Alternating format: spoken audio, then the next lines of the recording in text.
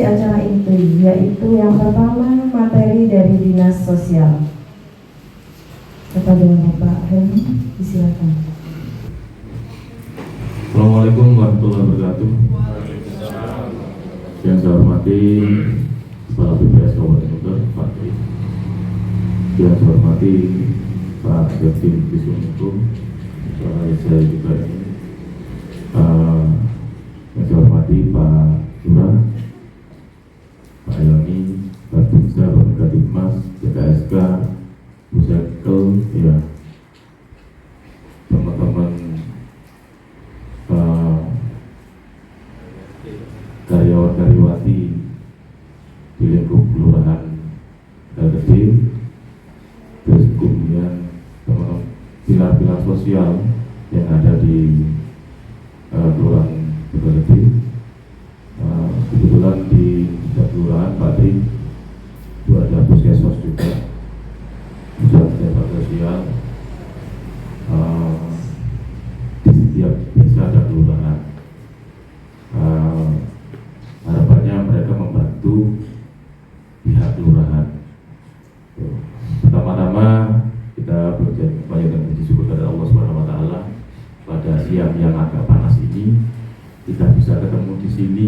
Ya Pak Rahman ya, ojek Pak Rahman, yang mudurnya ojek. Tapi tak apa, karena dari tidak ada suatu kesuksesan yang tidak kita bisa raih dengan cara harus berkeringat dulu, harus kerja keras dulu, nanti sukses.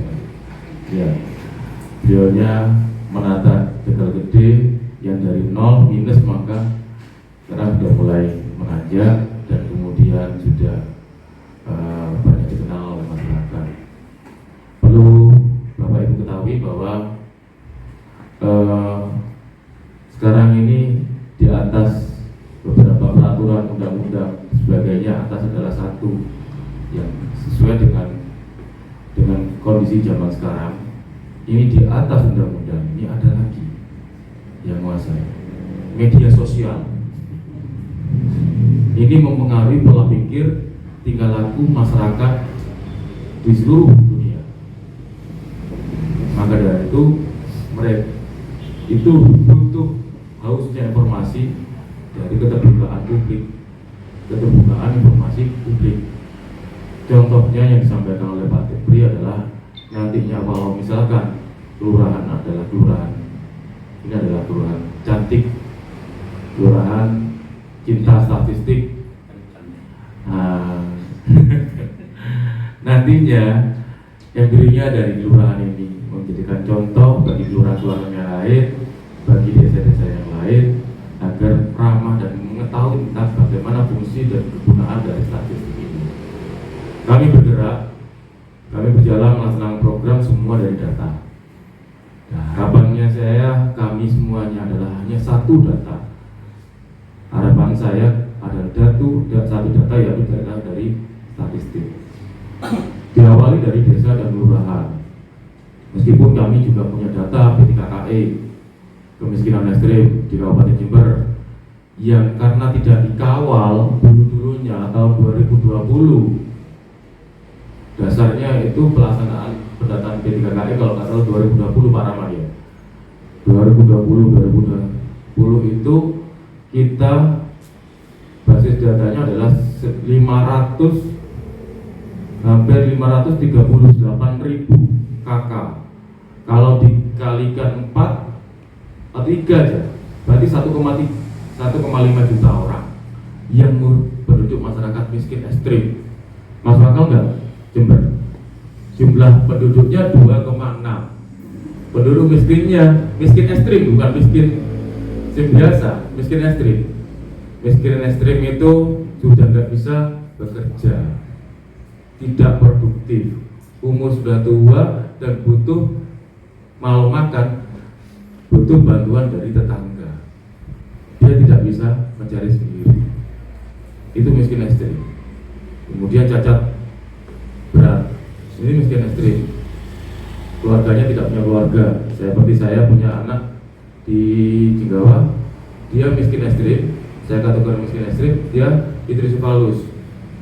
Kalau nggak ada yang dulang, nggak ada mungkin dia makan. Bapak ibunya meninggal pada saat COVID, banyak meninggal setelah pasca COVID. Dia hidupnya sendirian. Ini seperti itu. Itu miskin ekstrim namanya. Itu miskin ekstrim. Enggak, sekarang banyak yang merasa miskin dan minta dimiskinkan karena bantuan. Ini karena bantuan dan dimanjakan oleh pusat, oleh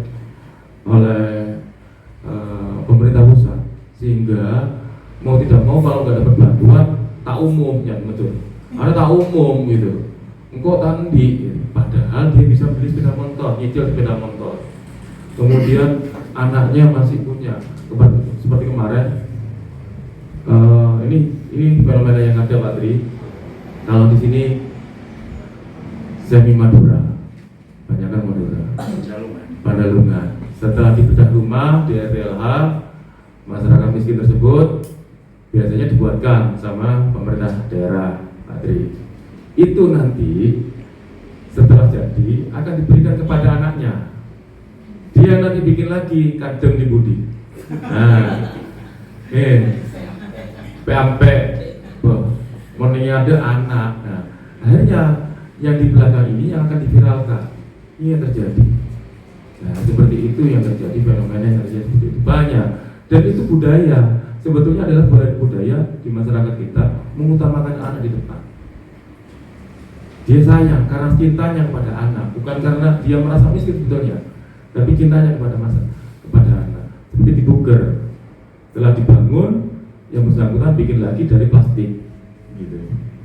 Dan setiap hari laporan saya seperti itu, setiap hari itu seperti itu, bikin lagi biar nanti dapat bantuan lagi, gitu ya. Dari 2 rumah dia dapat bantuan seperti itu. Tapi karena dia tidak punya kakak, nggak bisa dapat bantuan. Dapat bantuan dari Bayangkara yang di mana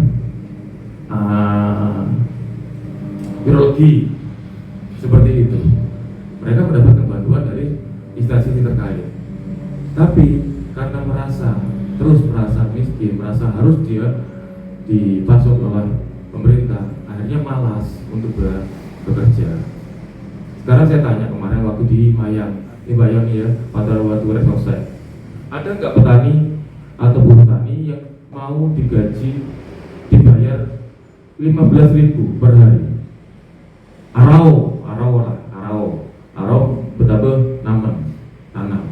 Nggak ada yang mau dibayar 15.000. Tapi kotor dia masuk dalam kategori Rekosek Desel 1 ya, Desel 1 2.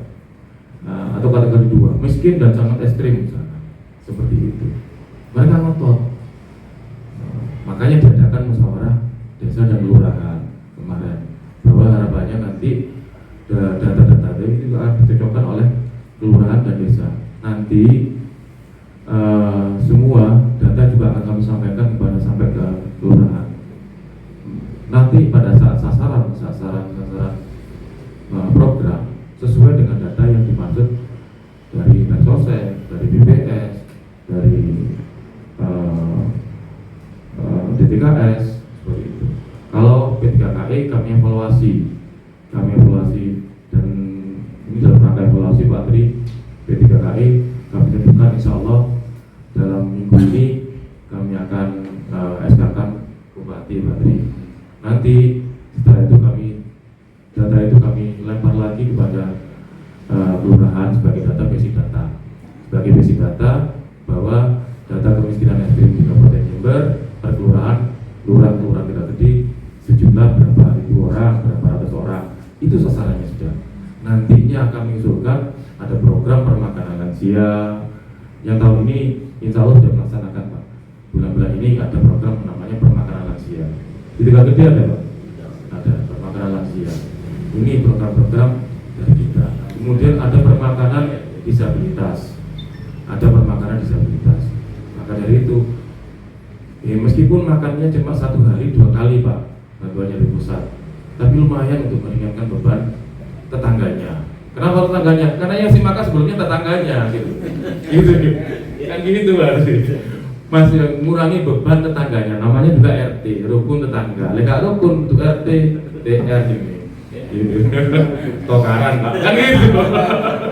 Jadi sebagai project dari kelurahan-kelurahan yang lain nanti ditayang di sini. Kalau perlu kami usulkan Pak Bupati, ada data-data di sini ditayangkan di depan pakai slide, pakai bukan kemiskinan di Bukit berapa, kemudian data kos-kosan di sini berapa, dan ngomong-ngomong banyak kos-kosan yang belum mengajukan izin Pak. Gitu Pak. Yang di sini ke saya Pak. Itu sosial Pak. Karena kerawanan sosial. Jadi kalau itu kan masuk ke dalam kerawanan sosial, kemudian kenapa nantinya bisa terpantau Pak kalau izinnya masuk di kita, terpantau kelayakan secara ekonomis maupun kenyamanan di kos-kosan tersebut. Terus data-data ini akan ditampung kemudian menjadi data induk kelurahan Tegal Gede. Pada saat kita minta cepat Pak untuk bisa meminta data kemiskinan di Tegal Gede sudah langsung terpenuhi. Kemudian verbal data langsung cepat karena mereka untuk nantinya merasakan manfaatnya Pak. Tapi pada saat penyampaian bantuan Pak Lurah, Perangkat sampaikan bahwa ini pada saat menyerahkan bantuan ini adalah manfaatnya dari pendataan melalui BPS. Sampaikan bahwa ini adalah fungsinya pendataan. Banyak Pak RT, Pak RW ini takut sama tetangganya kalau nggak dimasukkan data nanti gerutuk Pak gitu. Karena dianggap kalau sudah nggak dimasukkan tidak dapat bantuan Pak. Ini yang terjadi. Kalau dimasukkan salah gitu. Salah. Nah, kami juga berusaha cleansing Pak data-data yang ada di kami. Data-data yang ada di kami nanti kita cleansing bersama dan kita padukan dengan data di masing-masing kelurahan desa yang ada di Kabupaten Jember. Mungkin Pak, sahabat. Tapi kalau desa, kalau bukan orangnya Pak Kades, tak bisa, kayak gitu. Ini yang berat. Jadi yang dimasukkan kalau di desa-desa itu orangnya Pak Kades, yang milih Pak Kades yang dimasukkan. Kalau kelurahan, enteng Pak, enak saya kalau 29 kelurahan ini enak. Tapi kalau desa, kalau nggak ada, kalau bukan orangnya Pak Kades tidak bisa masuk. Itu yang terjadi nanti desa, kepala desa, lurah maupun yang bersangkutan akan saya kenai pernyataan miskin. Ini doa Pak. Kalau dia masuk rumah sakit menyatakan miskin harus ada pernyataan miskin dari yang bersangkutan. Kenapa? Sebagai bempernya Pak Lurah dan Pak Kades nantinya apabila ada pemeriksaan dari BPK. Nanti lupa kadang Pak Lurah apabila dia mengajukan SPM. Di situ apabila data kami tidak benar, kami siap untuk mengganti biaya pengobatan yang sudah dikeluarkan oleh pemerintah Kabupaten Jember. Gitu Pak. Itu resiko Pak. Resikonya seperti itu. Lah, akhirnya kan kalau misalkan data itu tidak benar, ganteni lurah kan kasihan. Nah, kami lempar lagi kepada KPM. Enak nggak nih, Pak Lurah? Kan enak ya? Enak. Jadi saya kita lempar lagi pada KPM. KPM ini yang merasa miskin harus bikin pernyataan. Kalau sudah bikin pernyataan gini, dia miskin, sudah clear. Pak Binsa, Pak Bikatipmas, Pak Lurah, tenang sudah. Oh dia yang menyatakan, bukan saya, kan gitu ya. Nah, kami berdasarkan pernyataan yang bersangkutan itu jawabannya Pak. Nah, kenapa dia merasa miskin dan mendoakan dirinya miskin, gitu. Ini kebanyakan seperti itu. Nah, kita buat seperti itu biar ini sebagai shock terapi kepada masyarakat yang merasa miskin, bukan miskin tapi merasa miskin. Ini harapan ke sana ke depan sehingga terdata berapa masyarakat Tegal Gede yang sudah merasakan pelayanan kesehatan di Rumah Sakit Suwanti. Kami akan punya datanya semuanya. Kami akan share kepada Pak Lurah. Berapa yang tertangani oleh puskesmas? Kami akan share juga kepada Pak Lurah. Jadi ketemu kan? nilainya berapa per harinya yang dikeluarkan pemerintah Kabupaten Jember untuk satu orang di rumah sakit Subandi, itu kuat. Satu hari berapa dia? Misalkan kelas 3 ada kategori di sana untuk standarnya per hari misalkan 250 sampai 300 ribu per hari, belum tindakan. Misalkan 500 ribu, kali berapa hari dia ketemu. Berarti pengeluaran pemerintah Kabupaten Jember untuk kesehatan di Kabupaten Jember nilainya ketemu berapa miliar dibagi berapa orang. Kan terukur sudah ya. Nah terukur. Pada saat pemeriksaan BPK ketemu ini adalah baiknya Pak Eda, ada fotonya. Di rumah sakit Pak ada tim kami juga nama TRS. Dia yang menangani di setiap rumah sakit, di rumah sakit negeri atau pemerintah. Jadi semua data ada di dalam sistemnya. Nanti akan kami share lagi kepada kelurahan maupun desa bahwa data masyarakat Jember yang memperoleh pelayanan kesehatan itu berapa. Jadi, semoga niat baik kita tulus untuk pengentasan kemiskinan di Kabupaten Jember. Kita berusaha ikhtiar, bukan ngomong sebisa, tapi berikhtiar untuk bisa menuntaskan kemiskinan Kabupaten Jember. Sampai kapanpun saya pensiun, dengan semua pensiun, 10 generasi pasti masih ada kemiskinan Pak. Pasti, tidak ikhtiar kita untuk bisa mengetahui data yang valid. Demikian saya hari, kurang lebihnya mohon maaf. Assalamualaikum warahmatullahi wabarakatuh. Waalaikumsalam.